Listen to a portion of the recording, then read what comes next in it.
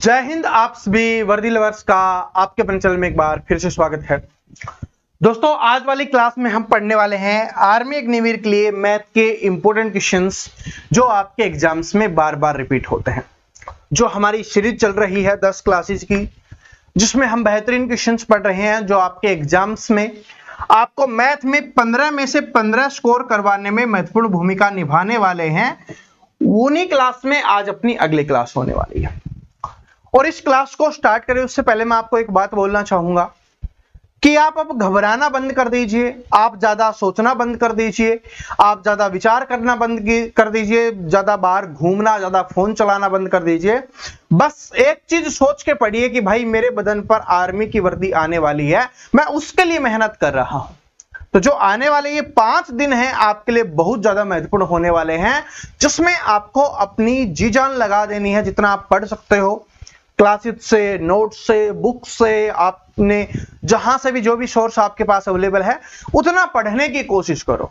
अभी फोन को साइलेंट में डाल के रख दो, फ्लाइट मोड में डाल के रख दो और 5 दिन पढ़ते रहो, ठीक है जी। क्योंकि अगर क्लास ले रहे हो तब तो नेट ऑन करना पड़ेगा भाई।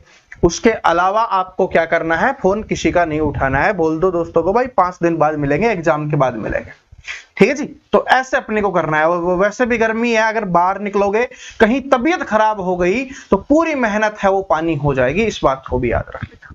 आपने जितनी भी मेहनत की है ना, सारी की सारी मेहनत खराब चली जाएगी। कुछ ऐसा खा लिया जिससे पेट गड़बड़ हो गया तो शरीर पूरा टूट जाएगा, ना पढ़ने का मन करेगा, ना एग्जाम देने की हिम्मत बचेगी, तो पूरी मेहनत है वो खराब चली जाएगी। ये बात याद रखना, ठीक है जी। फिर मत बोलना सर ने बोला था, हमने किया नहीं और गड़बड़ हो गई, है ना। और इसके अलावा एक बात और बता देता हूं, आज शाम को जो 7 बजे अपनी क्लास आएगी उसमें हम एडवांस मैथ के महत्वपूर्ण क्वेश्चंस करने वाले हैं। जितने भी टॉपिक्स होते हैं एडवांस मैथ के जो आपके एग्जाम्स में पूछे जाते हैं, चाहे वो मेंसुरेशन का हो, चाहे कुछ क्वेश्चंस आपके अलजेब्रा के हो, जितने भी जो बनते हैं एडवांस मैथ के सारे क्वेश्चंस आपको वहां पर देखने के लिए मिलेंगे जो आपके एग्जाम्स की जान बनने वाले हैं। तो शाम वाली क्लास भी सभी को जरूर देखनी है। ये क्लास छोटी रहेगी, शाम वाली थोड़ी मोटी रहेगी, ठीक है। चलो, पहला क्वेश्चन बड़ा शानदार क्वेश्चन है और आपके एग्जाम्स में रिपीट होता है, लेकिन स्टूडेंट क्या कर देते हैं, इसमें थोड़ी सी मिस्टेक कर देते हैं, ठीक है। मैं आपको बिल्कुल बेसिक से समझा दूंगा, उसके बाद आप कोई भी मिस्टेक नहीं करोगे, कोई भी गलती नहीं करोगे। देखो, एक बात और बोल देता हूं कि एग्जाम में क्या होगा कि जो लिखी हुई लैंग्वेज है वो चेंज हो जाएगी, यहां पर जो आंकड़े लिखे हुए हैं वो चेंज हो जाएगा, लेकिन टाइप और स्टाइल आपकी चेंज नहीं होने वाली है, ठीक है। चलो, 44 जारों को क्रय मूल्य 24 जारों के विक्रय मूल्य के बराबर है, इस लेन देन में कुल लाभ प्रतिशत कितना है, ये अपने को बताना है।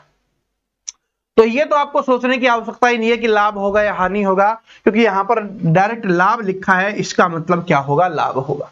पहली हिंट एग्जाम में जो आपको फायदा दिलाएगी, आपको ज्यादा सोचने की आवश्यकता नहीं है, पता है भाई लाभ हो रहा है तो हानि के बारे में सोचना ही नहीं है। दूसरी चीज, 44 जारों की बात कर रहा है। जार आपने देखा होगा ना, अपने जिसको जग बोल देते हैं, है ना, जग, उसकी बात हो रही है।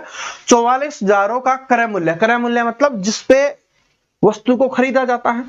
तो जितने रुपए में 44 वस्तुओं को खरीदा गया उतने में 24 वस्तुओं को बेच दिया गया। जार की जगह भी कुछ भी हो सकता है ना, यही तो बोला है।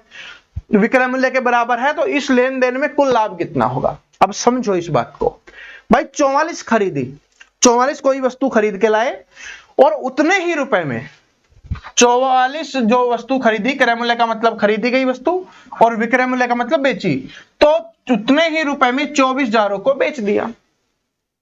तो 44 जितने में खरीद के लाए उतने में 24 को बेच दिया, तो इसका मतलब 44 में से 24 बेच दिया तो बचे कितने, बच गए हमारे पास 20। और जो बचे हुए हैं वो क्या होगा, हमारा लाभ होगा, प्रॉफिट होगा। भाई जितने में 44 खरीद के लाए थे ना, उसमें से 24 बेच दिया, जितने रुपए में खरीद के लाए उतने में। अब जो बची हुई वस्तुएं हैं वो सारी क्या होंगी, हमारा प्रॉफिट होगा, लाभ होगा। तो लाभ प्रतिशत निकालना है, तो लाभ प्रतिशत निकालने के लिए क्या करोगे, ऊपर लाभ लिखोगे तो 20 का लाभ हुआ तो 20 का लाभ। नीचे क्या लिखना है, क्योंकि मैंने पिछली क्लास में आपको बताया था क्रय मूल्य हम वहां पर लिख रहे थे, लेकिन यहां पर आपको क्या लिखना है भाई, जो वस्तु लाया और बेचा तब उसको लाभ हुआ है। तो घर पे लाके आप चाहे कितनी भी वस्तु रख लो, चाहे पूरा घर भर लो, गोदाम भर लो, दुकान भर लो, लेकिन जब तक बेचोगे नहीं लाभ नहीं होगा। तो जब भी ऐसा क्वेश्चन आए तो बटे में जो आपको लिखना है वो इंपॉर्टेंट है। यहां पर स्टूडेंट क्रय मूल्य 44 लिख देंगे, गलत हो जाएगा। यहां पर वो लिखना होता है जितनी वस्तुएं बेची गई, क्योंकि जितनी वस्तुएं बेचेंगे उसी पे हमें लाभ होगा। तो जो जितनी बेची उसको लिखो नीचे 24 और प्रतिशत के लिए 100 का इस्तेमाल करें। क्या ये बात सभी को समझ में आई? ये है इंपॉर्टेंट क्वेश्चंस, क्योंकि जो रटने वाले स्टूडेंट होंगे ना वो बटे में क्रय मूल्य लिख देंगे, और जैसे ही उन्होंने क्रय मूल्य लिखा तो यहां पर उनका कितना हो जाएगा, क्वेश्चंस गलत हो जाएगा। बात समझ रहे हो? यहां पर हमें बटे में वो लिखना है जितनी वस्तुएं हमने बेची है। तो 24 बेची है तो 24 बेचने पर हमें लाभ हो रहा है, तो उसको हमने बटे में लिखा। अब इसको काट लो, किससे? 4 से कट रहा है, 4 6 24, 4 5 20, कितना आ गया? और कट रहा है, और भी काटना चाहो तो काट सकते हो। 2 से काटोगे 3 पे, 2 से काटोगे 50 पे, कितना आ गया? 250 बटे 3, और इसको करोगे तो कितना आ जाएगा? 83.3% हो जाएगा आपका। करके देख लो भाई, 3 अंठे 24, कितना बच गया? 1 10 10 बच गया, 3 3 3 3, इस तरीके से कंटिन्यू चलता रहेगा, तो ये आपका आंसर हो जाएगा। कैलकुलेशन आप कर लोगे, जोड़ घटा गुना भाग आप कर लोगे, लेकिन जो बात मैंने समझाई है इसको आपको ध्यान रखना है। और इसमें यहां पर बोला लाभ तो मतलब लाभ, ठीक है जी। और अगर मान लो यहां पर लाभ और हानि दोनों लिखा हुआ होता, क्योंकि भाई एग्जामिनर है कुछ भी लिख देता है, तो लाभ और हानि दोनों भी लिख के आपको दे सकता है, तो कैसे सोचोगे? भाई 44 वस्तुएं खरीद के लाए, उतने रुपए में 24 वस्तुएं बेच दी। खरीद के तो ज्यादा लाए थे, 44 ज्यादा खरीद के लाए थे, और 24 बेची है, कम बेची है। तो ज्यादा खरीद के लाए थे, कम बेची है, उतने ही रुपए में, तो क्या होगा? लाभ होगा। अगर यहां पर 44 खरीद के लाए और यहां पर 54 उतने ही रुपए में बेच दिया होता, तो क्या होता? हानि हो रहा होता। क्या हो रहा होता भाई? हानि हो रहा होता। हानि कैसे निकालते? कि भाई 54 बेची है, 44 खरीद के लाए थे, तो माइनस करते, और उसके बटे में जितनी वस्तुएं बेची है उसको हमें बटे में लिखना होता है। तो इंपॉर्टेंट टाइप है, इसको स्टूडेंट गलत करते हैं, इसलिए ये क्वेश्चंस मैंने आपको करवाया है। अगर समझ में आ गया है, इस क्वेश्चन से आप प्रैक्टिस करके देखो। ये वाला क्वेश्चंस मोस्टली आपके एग्जाम्स में पूछा गया है, बार बार रिपीट हुआ है। कीजिए, क्या है कि 16 वस्तुओं का क्रय मूल्य, सिंपल भाषा में कि जितने में हमने 16 वस्तुएं खरीदी, 18 वस्तुओं के विक्रय मूल्य के बराबर है। किसके बराबर है? 18 वस्तुओं के विक्रय मूल्य के बराबर है। उतने में 18 वस्तुएं बेच दी, तो लेन देन में हानि प्रतिशत ज्ञात कीजिए। पिछले वाले में क्या था? लाभ प्रतिशत, इस वाले में क्या है? हानि प्रतिशत, है ना जी। तो कितनी होगी? हानि प्रतिशत। अब देखिए, 16 वस्तुओं का क्रय मूल्य 18 वस्तुओं के विक्रय मूल्य के बराबर है, तो इसका मतलब जितने रुपए में 16 वस्तुएं खरीदी थी उतने में 18 बेच दी। खरीदी कम, बेची ज्यादा, तो क्या होगी? हानि। और वैसे यहां पर हानि ही लिखा है, तो ज्यादा सोचने की आवश्यकता नहीं है। अब हानि कितने की हुई? भाई 16 खरीदी, उतने में ही 18 बेच दी, तो क्या करेंगे? 18 माइनस 16, ये आपको करना नहीं है, आप वैसे ही कर लोगे भाई। 16 18 में से 16 जाएगा, 2 ही बचेगा, तो इसका मतलब 2 वस्तु की हानि हुई। अब बटे में क्या लिखना है? जितनी वस्तु बेची, क्योंकि बेचोगे तभी प्रॉफिट होगा, बेचोगे तभी हानि होगी। घर पे रखे रहने से, दुकान पे रखे रहने से लाभ हानि नहीं होगा। तो 18 वस्तुएं बेची है, तो बटे में 18 लिखा, और प्रतिशत के लिए 100 का इस्तेमाल होता ही है, सभी को पता है। तो 2 से काटेंगे 9 पे, कितना आ गया? 100 बटे 9% आपका आंसर हो जाएगा। अगर ऐसे नहीं लिखा हुआ, दशमलव में लिखा हुआ है, तो कर लो 9 एकम 9, उसके बाद कितना बच गया? 9 एकम 9, इस प्रकार से ये चलता रहेगा प्रतिशत। तो 11.11% क्या हो जाएगा? आपका यहां पर आंसर हो जाएगा। बात समझ में आ गई? अब चाहिए लाभ का है, हानि का है, आप आराम से कर लोगे। और यहां पर लाभ और हानि दोनों लिखा हुआ होगा, तब भी आपको पता चलेगा कि भाई अगर क्रय मूल्य वाली वस्तुएं कम है और विक्रय मूल्य वाली ज्यादा है, तो क्या होगी? हानि होगी। अगर क्रय मूल्य वाली ज्यादा है, विक्रय मूल्य वाली कम है, तो क्या होगा? लाभ होगा। समझ में आ गया? कोई डाउट? अब डाउट नहीं रहेगा। चलो अगला क्वेश्चन बढ़ते हैं। ये आपके एग्जाम्स के लिए इंपॉर्टेंट है। ये डिस्काउंट का बहुत प्यारा क्वेश्चन है, लेकिन स्टूडेंट इसको रट के और गलत कर देते हैं। मैं आपको सिंपल तरीके से बताऊंगा।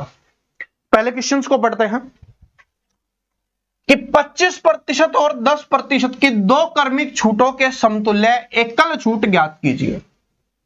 तो इसका एक बेसिक फॉर्मूला है, क्या है भाई? x प्लस वाई माइनस में xy बटे 100। जब भी आपसे दो छूट देकर एकल छूट पूछे, ये अलग अलग दी हुई है दो छूट 25% और 10%, और आपसे यहां पर एकल छूट पूछी है कि इन दोनों के बराबर एकल छूट कितनी होगी, तब आपको इसका इस्तेमाल करना है। रखो, x का मतलब पहली छूट, y का मतलब दूसरी छूट। तो x मतलब 25 प्लस में y कितनी है 10 है, माइनस में इनका मतलब दोनों का गुना, तो 25 और 10 को गुना करेंगे तो कितना हो जाएगा 250। ठीक है, यहां पर गुना लिखने की आवश्यकता नहीं है, डायरेक्ट हम लिख देते हैं। और बटे में क्या हो जाएगा आपका 100 हो जाएगा, जीरो से जीरो कैंसिल। यहां पर जोड़ो तो देखो कितना आ गया 35, माइनस में ऊपर 25 है नीचे 10 है तो कितना बन जाएगा ये 2.5, तो माइनस में 2.5 करोगे तो कितना आ जाएगा आपका 32.5 आपका आंसर हो जाएगा। क्या हो जाएगा 32.5 आपका आंसर हो जाएगा, ये आपकी एकल छूट हो जाएगी। ये तो है फॉर्मूला, और फॉर्मूले से आपको ऐसे सोल्व करना है कि भाई x की जगह पे पहली छूट रखी, y की जगह पे दूसरी छूट रखी। यहां पर भी पहली छूट 25 थी, तो 25 और गुना में 10 था, तो तब जाके ये 250 आया है। ठीक है जी, फिर ये हमने काटा। बात समझ में आया? अब सिंपल तरीके से कैसे करेंगे, इतनी मेहनत नहीं करनी, क्योंकि हमें बाकी सब्जेक्ट भी करना है, क्योंकि बहुत सारे स्टूडेंट ऐसे होते हैं जो सिर्फ मैथ में ही लगे रहते हैं, मैथ रीजनिंग ही सोल्व होता है और उनका समय निकल जाता है। तो थोड़ा आपको स्पीड आपको बढ़ानी होगी। कैसे बढ़ाते हैं, देखो आपको पता कि ये फॉर्मूला लगेगा। अब इसको सिंपली देखो क्या है कि एक बार दोनों को जोड़ना है और दोनों को गुना करके माइनस करना है, और बटे में आपका जो माइनस करेंगे उसके बटे में 100 रहेगा। तो इन दोनों को जोड़ेंगे तो 25 और 10 कितना हो गया 35 हो गया। दोनों को गुना करते हैं तो 250 बटे 100 है, तो जीरो से जीरो कैंसिल हो जाएगा 2.5। तो आपको 35 में से 2.5 माइनस करते हैं तो कितना आ जाता है 32.5 आ जाता है। ठीक है जी, ऐसे अपने को करना है। समझ में आ गया? जब दो अलग अलग छूट दी हुई होंगी, एकल छूट पूछेगा तब कैसे आपको करना है। अब इस वाले क्वेश्चन को आप करिए कि 40% और 20% की दो क्रमागत छूटों की एकल छूट के समतुल्य कितनी होगी, ये आपको बताना है। इस क्वेश्चन को अब आप सोल्व करेंगे। ठीक है, हो सकता है कि मोस्टली स्टूडेंट के पास यहां पर नोटबुक और पेन नहीं होगा, तो इसको जैसे मैंने आपको बताया वैसे आपको दिमाग में सोल्व करना है। कीजिए कि पहले दोनों को जोड़ेंगे, 40 और 20 कितना हो गया 60 हो गया। ठीक है, अब माइनस करना है। माइनस क्या करना है कि दोनों का गुना करके और बटे में 100, तो दोनों का गुना करेंगे तो 2 जीरो आएंगे और नीचे वाली 100 से 2 जीरो कैंसिल हो जाएंगे। क्या बचेगा, बस 4 गुना 2 8 बचेगा, है ना, यही बचेगा ना, 4 गुना 2 8। और पहले कितना था 60, 60 में से 8 घटाना है, कितना आ जाएगा 52। आराम से हो गया। और ये तो मैंने आपको समझाया तब समय लगाया, वरना डायरेक्ट आप करो। 40 और 20 60, 2 जीरो कैंसिल हो गई 8, तो 60 में से 8 गया तो कितना बचा 52। बस भाई 2 जीरो है वो तो कटेंगे, आपको पता है बटे में 100 आएगा, गुना करने की आवश्यकता नहीं है। किसको गुना करेंगे 800 आएगा, फिर 2 जीरो काटेंगे फिर 8 रहेगा, नहीं, पता ही है 2 जीरो कटनी है तो इनको क्या ही गुना करना, इनको छोड़ो और डायरेक्ट गुना करो और माइनस करो। बात समझ में आ गया? तो ये टाइप इंपॉर्टेंट है आपके एग्जाम्स के लिए, तो अब एग्जाम में आनी चाहिए, तो तुरंत आप आंसर करो, जल्दी जल्दी आंसर करना है और सही करना है। और फॉर्मूला भी मैंने आपको बता दिया है। ठीक है, चलो आगे बढ़ते हैं, अगले क्वेश्चंस के ऊपर चलते हैं। साधारण ब्याज का बड़ा ही शानदार क्वेश्चंस आपके एग्जाम्स में ये टाइप है, वो बार बार रिपीट होती है। साधारण ब्याज आपको पता है कि यहां से एक क्वेश्चन एग्जाम में आएगा ही आएगा। चलो कि 10,000 रुपए की धनराशि 15% की ब्याज दर पर उधार दी जाती है, 6 वर्ष और 2 वर्ष के साधारण ब्याज का अंतर क्या होगा। बिल्कुल सिंपल क्वेश्चन पूछेगा तो आपसे पूछेगा कि 6 वर्ष का ब्याज कितना होगा, या आपसे पूछेगा 6 वर्ष का मिश्र धन कितना होगा, या आपसे पूछ लेगा जैसे 2 वर्ष का ब्याज 2 वर्ष का मिश्र धन, है ना। लेकिन इसमें पूछा है कि 6 वर्ष और 2 वर्ष के बीच का अंतर कितना होगा, ब्याज का अंतर। चलो करते हैं। देखो यहां पर फॉर्मूला लगाओगे काफी ज्यादा समय लगेगा। बिल्कुल सिंपल तरीके से जो आपको मैं हमेशा पढ़ाते हुए आया हूं कि प्रतिशत से हम इसको सोल्व करते हैं। ब्याज की दर कितनी है 15% है, तो ब्याज की दर 15% है, तो इसका मतलब क्या होता है कि हमें एक वर्ष में हमें 15% ब्याज देना है। इतनी बात समझ में आ गई। 6 वर्ष की यहां पर बात हो रही है, कितने वर्ष की यहां पर बात हो रही है? 6 वर्ष की। देखो दो तरीके से आपको बताऊंगा, एक तो बिल्कुल सिंपल तरीका है और दूसरा स्मार्ट तरीका है जिसको आप चुटकियों में आंसर निकालोगे।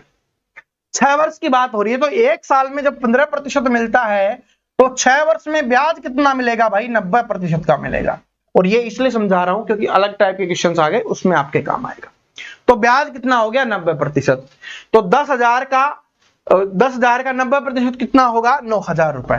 तो इसका मतलब इसका ब्याज कितना हो गया? 9,000 रुपए हो गया 6 वर्ष का, तो है ना। दूसरा देखो, 2 वर्ष की बात हो रही है। जब एक साल में 15% ब्याज मिलता है तो 2 साल में कितना मिलेगा भाई? 30% मिलेगा। इसका 30% कितना हो जाएगा? 3,000 रुपए। 3,000 रुपए हो जाएगा। अंतर पूछा है तो 9,000 में से 3,000 माइनस कर देंगे तो 6,000 रुपए आंसर हो जाएगा। ये इसलिए समझाया है ताकि आपके काफी क्वेश्चंस में काम आएगा। लेकिन इस क्वेश्चंस को हमें ऐसे नहीं करना, इसको बिल्कुल इजी और बिल्कुल आसानी से कम समय में हम इसका आंसर करेंगे। देखो कैसे, बात समझो। 6 वर्ष और 2 वर्ष के बीच का अंतर पूछा है। साधारण ब्याज है तो हर साल बराबर होगा, तो 6 माइनस 2 ही कर लो, मतलब 4 वर्ष का साधारण ब्याज हमें बताना है। सिंपली जब एक साल में 15% मिलता है तो 4 साल में कितना मिलेगा? 60%। 10,000 का 60% कितना होगा? 6,000। बस आंसर निकल गया। समझ में आया? दिमाग के ऊपर से तो नहीं गया, अटैक तो नहीं किया ना। दोबारा समझ लो कि भाई 6 वर्ष और 2 वर्ष की बात हो रही है और इनके बीच का अंतर पूछा है। हर साल का ब्याज बराबर होगा।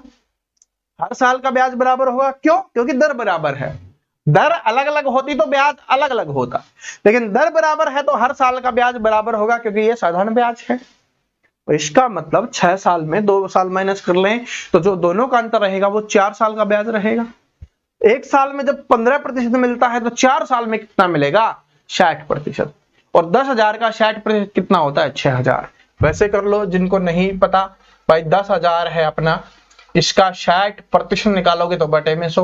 2 जीरो से 2 जीरो कैंसिल, इसको गुना करो, 6 और 3 जीरो है तो 3 जीरो लगा दो, कितना हो गया? 6,000 रुपए। क्या बात समझ में आ गई? तो समझ में आ गई तो अब एग्जाम में आए तो कर लेना। अलग अलग पूछे, 6 वर्ष का पूछे तो कैसे निकालना है ये मैंने आपको समझा दिया है। 2 वर्ष का पूछेगा तो कैसे निकालना है वो भी मैंने आपको समझा दिया है। अंतर कैसे निकालना है शॉर्टकट तरीके से भी आपको बता दिया है। ठीक है, चलो आगे बढ़ता है। अगला क्वेश्चन देखिए क्या है कि एक व्यक्ति 14,000 रुपए 5% और 19,000 रुपए 6% साधारण ब्याज पर उधार देता है। 3 वर्ष के बाद वह ब्याज कितना प्राप्त करेगा? इस बार देखो रुपए अलग अलग दिए गए हैं, दर भी उनकी अलग अलग है और समय दिया गया है कि 3 वर्षों के बाद टोटल ब्याज कितना मिलेगा, है ना, यही बोला है। तो सबसे पहले चीज आप ऐसे करो कि भाई ये 14,000 है, 5% एक साल का मिलता है, तो या तो आप इसका एक साल का निकाल लो पहले 5% और फिर 3 से गुना कर दो तो हमें पता चल जाएगा कितने रुपए मिले। या भाई जब आपको पता है कि एक साल में जब 5% मिल रहा है तो 3 साल में कितना मिलेगा? 15% मिलेगा, फिर डायरेक्ट इसका 15% निकाल दो। दोनों तरीके आपके पास अवेलेबल है। तो 14,000 का 5% निकालोगे तो 2 जीरो कैंसिल हो जाएंगे, बस आपको गुना करना है। 14 पंद्रह कितना होता है? 70, 700 और 3 वर्ष का है तो जब एक साल का 700 है तो 3 वर्ष का कितना हो जाएगा? 2100। अरे भाई 700 गुना 3 कितना हो जाएगा? 2,100 रुपए हो जाएगा। क्या बात समझ में आ गई सभी स्टूडेंट को? अब ये 700 कहां से आया ये पूछ रहे हो तो चलो बताता हूं भाई। 14,000 रुपए है, एक साल का 5% निकालोगे तो 2 जीरो से 2 जीरो कैंसिल, 14 पंजे कितना होता है? 70 होता है और एक जीरो लगाया तो कितना हो गया? 700 हो गया। ठीक है, क्या बात समझ में आ गई? ऐसे अपना 700 है एक साल का और 3 साल की बात हो रही है तो 3 से गुना कर देंगे, टोटल ब्याज कितना हो जाएगा? 2,100 या आप 2100 इसको बोल सकते हो। अब दूसरे पे चलते हैं। दूसरा है आपका 19,000 रुपए और यहां पर ब्याज कितना मिल रहा है? 6%। ठीक है जी, तो 2 जीरो तो बटे में ये 100 आता है, इससे कट जाती है, बाकी को आपको गुना कर लेना है। ठीक है, अगर 19 छिक्के आपको नहीं पता, वैसे तो मैंने आपको बोला था कि 20 तक पहाड़े याद कर लो। 19 तिये तो आपको पता होगा, 19 तिये क्या होता है? 57 और अगला 57 और जोड़ दो, कितना हो गया? 114 और 114 के आगे जीरो और लगा दो, यानी एक साल का कितना हो गया? 114 के आगे जीरो लगा दिया, 1140। यहां पर कितने साल की बात कर रहा है? 3 साल की बात कर रहा है, तो 3 साल में कितना हो जाएगा आपका? यहां पर 3420 हो जाएगा। टोटल आपसे पूछा है, तो टोटल पूछा है तो जोड़ देंगे तो कितना हो जाएगा आपका? 5520 रुपए आपका यहां पर आंसर हो जाएगा। ये वाला आपका आंसर, ठीक है जी। यहां पर तो 3 वर्षों का ब्याज पूछा है अलग। आपसे यह भी पूछ सकता है कि इन दोनों के ब्याज में अंतर कितने का होगा, तो यहां पर आपसे क्या पूछ सकता है? अंतर। जैसे पिछले क्वेश्चंस में था ना अंतर, वैसे आपसे अंतर पूछ सकता है। तो इसका अंतर हमारे पास, इसका ये आ गया, इसका ये आ गया, तो हमें क्या करना होता? 3420 रुपए में से 2100 रुपए हमें क्या करने होते? माइनस करने होते। तो हमारे पास क्या आ जाता दोस्तों? अंतर आ रहा होता इन दोनों के ब्याज में, और वो हम कर देते, इधर से आ गया 0 2 3 1, यानी 1320 रुपए का क्या हो जाएगा? अंतर हो जाएगा। ठीक है जी। और ये भी पूछ सकता है कि इन दोनों में से ब्याज किस में मिलेगा, तो ब्याज किस में मिल रहा है? इसमें। तो ये कौन सा है? नीचे वाला। तो धन राशि आपसे पूछेगा कि कौन सी राशि वाले पे ब्याज ज्यादा मिलेगा, तो आपको 19,000 आंसर कर देना। तो अब आपको कैसे भी पूछे, कई क्वेश्चंस मैंने आपको यहां से सोल्व करवाया, समझाया है, तो ये आप आराम से कर लेना, है ना। इसी में साधारण ब्याज में ये क्वेश्चंस और पूछता है आपसे, ये क्वेश्चंस और पूछता है। और ये वाली जो टाइप है ये इंपॉर्टेंट टाइप है भाई, ये वाली टाइप है इंपॉर्टेंट है, क्योंकि बहुत बार एग्जाम्स में आई हुई है। देखिए क्या है, चलो, कि कोई धनराशि 3 वर्ष में 650 रुपए हो जाती है। यहां पर ना हमें ब्याज बताया गया है, ना हमें मूलधन बताया गया है, डायरेक्ट हमें मिश्र धन बताया गया है। ये क्या है? मिश्र धन। कि कोई धनराशि 3 वर्ष में 650 हो जाती है, तो इसका मतलब ये क्या है? मिश्र धन है। और मिश्र धन क्या होता है? मूलधन जमा में ब्याज। तो इसमें मूलधन भी है और ब्याज भी है।